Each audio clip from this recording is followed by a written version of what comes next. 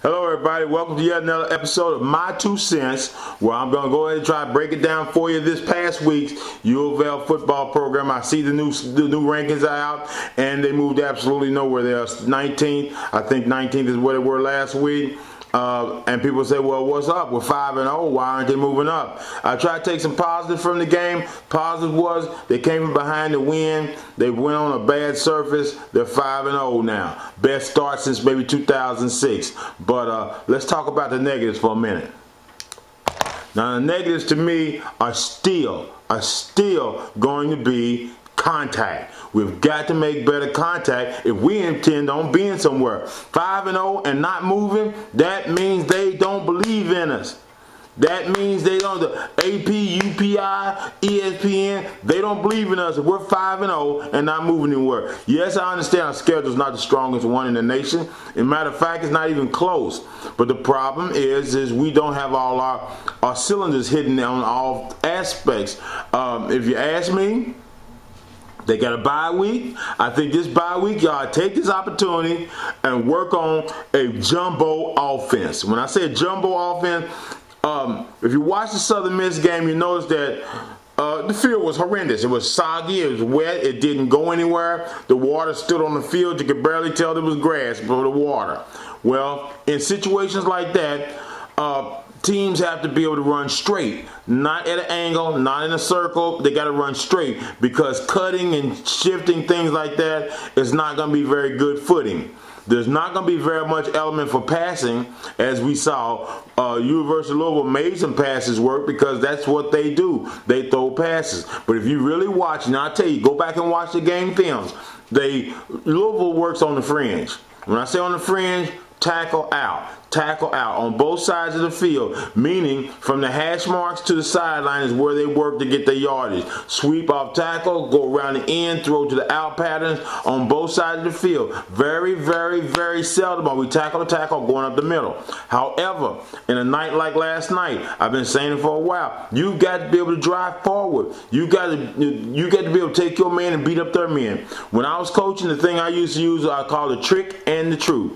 That statement meant a whole lot to me, because to me, football has two things. It has the truth and the trick. The truth of the matter is, I got to take my 11 people and move over your 11 people and score. That's it. I have to take my 11 people, run over your 11 people, and score. That's what I have to do.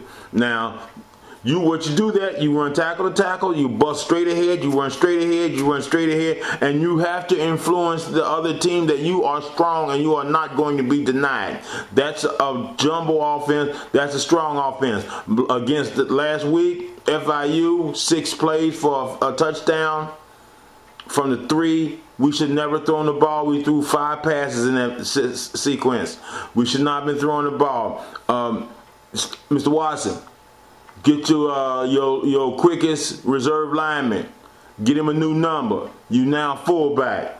Practice tackle to tackle, dives, off tackle. Make that work, tackle to tackle. Go straight ahead. You got more big linemen than we've ever had in Louisville that I can recall. This is one of the biggest offensive lines we've ever had. And they stand up on every play. Instead of firing out into the defensive lineman, they stand up and look around and they try to technique people. This is another Marco Finesse team, and it's going to hurt in the long run. My advice to you is get the sled out, let them drive the sled for a day or so.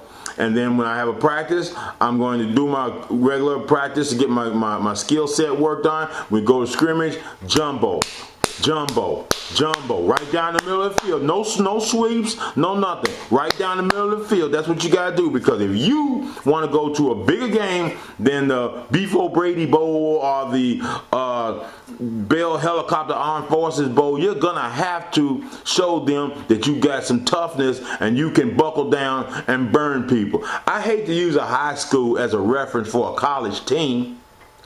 But, you know, in my experience, I have watched Trinity High School play. And Trinity High School has a program.